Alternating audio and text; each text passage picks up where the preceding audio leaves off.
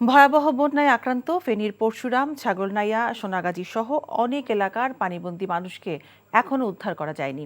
তবে fire service, সেনাবাহিনী, BGB এবং স্থানীয় প্রশাসনের মধ্যে কাজের সমন্বয় জরুরি বলে মনে করেন ভুক্তভোগীরা। ফেনী থেকে আনোয়ার হোসেন মিলনের ক্যামেরায় নিয়ামুল আজিজ সাদেকের রিপোর্ট। ফেনীর সোনাগাজী রোডের চিত্র, ত্রাণের জন্য হুমড়ি খেয়ে পড়ছে মানুষ। হেলিকপ্টার থেকে ত্রাণ দিচ্ছে সেনাবাহিনী। বাড়িতে মানে এখনো ঘরের ভিতরে অর্ধেক পানি উঠানে রাস্তায়। আমাদের ওইদিকে অবস্থা ভালো না, বাচ্চা নিয়ে ফেনীতে যাচ্ছি। ত্রাণ যাইতে পারতেছে না, এত পানি, কোমর পর্যন্ত পানি।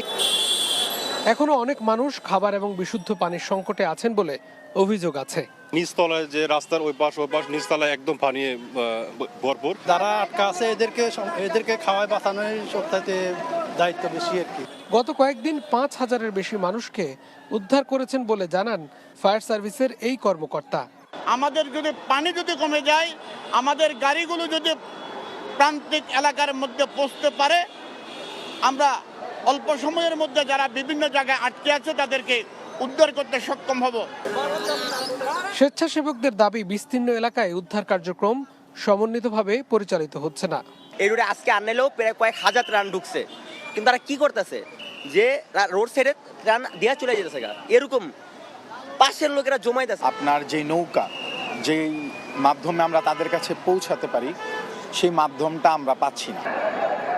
জেলা প্রশাসকের কার্যালয়ে স্বজনদের খোঁজে এখনো মানুষ আসছেন, তাদের সামাল দিতে সেনাবাহিনী মোতায়েন রয়েছে। তবে জেলা প্রশাসক এ নিয়ে কথা বলতে রাজি হননি। যারা পানিবন্দী হয়ে আছেন তাদের অনেককে এখন পর্যন্ত উদ্ধার করা যায়নি।